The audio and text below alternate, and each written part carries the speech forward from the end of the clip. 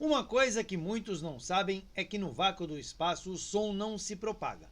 Ou seja, quando você vê nos filmes aquelas explosões barulhentas ou raios laser, aquilo não é verdade. Contudo, os cientistas da NASA pegaram uma imagem gerada pelo telescópio Hubble e transformaram as luzes do universo em um som. Então, se o universo tivesse um som, seria assim.